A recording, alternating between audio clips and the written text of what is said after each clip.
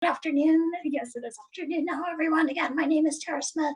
Really excited to be part of this conversation today. I'm very honored to be part of this panel of great state leaders who I am lucky enough to call colleagues and collaborators and occasionally co-conspirators. Really, really excited for today's conversation. I'm going to pivot a little bit with my remarks, I think, and talk a little bit more specifically about APMs as a specific strategy in some of the state's efforts to increase investment in primary care. So we got a great overview of kind of the what and the why of APMs from Dr. Keller, right? Like what actually are these types of payment arrangements? What are those different buckets that are involved? And really, why are we interested in this type of payment at all in the first place, right? And it's really that capacity to drive value into the healthcare system, right? To sort of reorient the system away from a fee for service, increasing volume, and cost, to a system that's actually designed to look at quality and improve health outcomes while reducing healthcare costs. Maria then jumped in with a little bit of what I would call kind of the how, right? At a systems level, then how are we thinking about actually trying to operationalize and capture this data?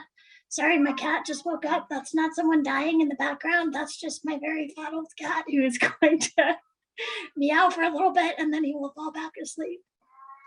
But really kind of the how of an APM and how we're thinking about trying to capture that and quantify so we can start to measure and track that over time and really understand the impact that this different type of reimbursement arrangement is going to have on the outcomes we care about, on healthcare access, on healthcare quality, on affordability, on health equity, hopefully, and as well as costs. So I would say kind of myself and Representative Kennedy and Trevor are going to be more around the kind of who and where and when, kind of how is Colorado as a state using policy and some of the other levers that we have now to look at supporting and advancing the use of APM specifically in the context of primary care and really helping to strengthen and build out Colorado's primary care infrastructure. So Maria already kind of flagged this as a upcoming attraction in the presentation. This is House Bill 19-1233, which was passed by the state legislature in 2019. The title here actually is dead on in terms of what this bill did. It was concerning payment system reforms to reduce healthcare costs by increasing utilization of primary care. So the idea is that there has to be a strong primary care infrastructure in place for a state to really have a high functioning healthcare system, right? To have a healthcare system that is able to provide equitable access to high quality, whole person integrated care delivery in a way that reduces costs. You really need to have a strong primary care foundation. We know that historically the US has not done well in terms of the amount of total medical expenditures that are spent on primary care. You look at other countries, they're about 14 to 15%. In the US, we've been closer to 5 to 7. So knowing this is an area in Colorado and really nationally that we want to be increasing investment in. So the two new tools that this bill added in our toolkit, one was the creation of this primary care payment reform collaborative, which Dr. Keller has generously served as co-chair for the last 3 years. The other key piece of this bill, and the reason you have an insurance regulator in your midst this morning, is that it gave the Division of Insurance the authority to include affordability as part of the rate review process. So in addition to reviewing health insurance rates for things like, are they excessive? Are they inadequate? Are they unfairly discriminatory? We can now look at commercial carrier strategies for making insurance more affordable and doing that through strategies like investing in primary care. So with these two new tools in our belt, one other, if you want to go to the next slide. These two things are related to each other, right? One of the primary care collaborative's main goals is to be providing recommendations and advising the commissioner in the development of those affordability standards. So you can see kind of the list of tasks that this group is involved with. The composition, it is purposely a multi-stakeholder group. So we have both public and private payers around our table.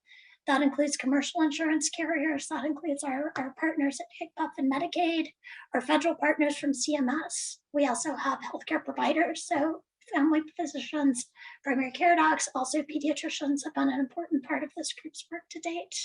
We have consumer voices at the table, some of our consumer advocacy organizations, as well as our partners from CDPHE, some actuarial people, actuarial experts, as well as employers.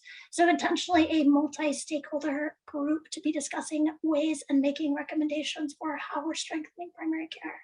You can see in the list of responsibilities, APMs are very much in a part of this group's consideration and strategy, looking at how they're currently being used in the market, identifying those barriers, and making recommendations on how to increase their adoption. If you want to go to the next slide. Maria did a beautiful job of touching on this already. The 1233 intentionally created a reporting mechanism, right? So the idea is not just, hey, let's spend more money on primary care and hope for the best, right? It's really, as we're increasing investment, wanting a way to understand and track the impact of that investment, again, on all of the outcomes that we care about. So Maria already went through this, right? It's an annual report that's submitted to the DOI for use by the collaborative that looks at that. It's that market-wide perspective, right? So it includes commercial as well as public payers. And it looks at spending. The one thing I would note is when you're looking at APM data that's being reported, make sure you're cluing in on the denominator, right? And what's in that. There's out of total medical expenditures, there's a percentage of those that are flowing through APMs. That denominator in some of the reports that they produce for us is out of the primary care spending. So right out of the proportion of total medical expenditures, there's going to be a portion of primary care. Out of that, then what is being able to be spent through APM. So there are a couple of different ways we track it, just something to note. I know there are a lot of people who like data that are on this call, but just flagging that as something to pay attention to as you're looking at different reporting of those numbers. All right, if you want to go ahead and hit the next slide. So one of the key activities of the Primary Care Payment Reform Collaborative, PCPRC for short, is to produce an annual recommendations report. So each year this group puts forward a set of recommendations for strengthening investment and supporting primary care. These reports are intended for a large stakeholder audience. So the division posts them on our website as the convener of this group. They are meant very specifically for the Commissioner of Insurance, right? Part of their role is to be advising us in the development of affordability standards, but they are embraced by other state leaders. HCBUF is part of this table and is certainly part of making these recommendations and in ensuring program alignment when possible with the report recommendations. They are also intended for legislators. So we're going to have a great example of a legislator who was able to look at one of the recommendations and really build a bill that would help us in advancing this work. Other states, Colorado is about one of 12 states that are really looking at and measuring investment in primary care. So we know other states are also very interested in our work. So we've had 3 reports to date. If you want to go ahead and go to the next slide. In the interest of time, I am not going to go over all of the recommendations in detail. This gives you an idea. They are available on the website, the Primary Care Payment Reform website, which is on the previous slide. Year 1 is really looking at kind of some of the fundamentals, right? When we're talking about increasing investment in primary care, how are we constituting primary care, right? What kind of providers, what kind of services, how are we defining the universe of primary care in a way that makes it measurable? Also, initial recommendation around an investment target for primary care.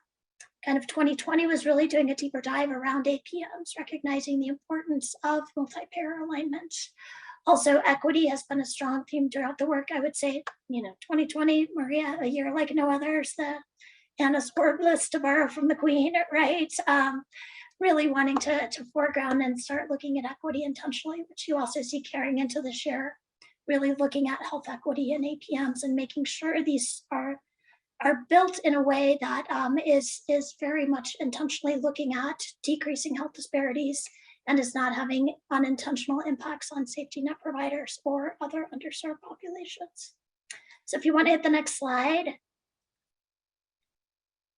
This talks a little bit about the report. Again, Maria did a great job of talking about the various components. For data nerds, you can go back and look actually at numerators and denominators and some of the definitions around that.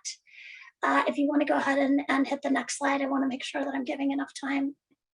Really, one of the key things that the division has done coming out of the primary care recommendations is institute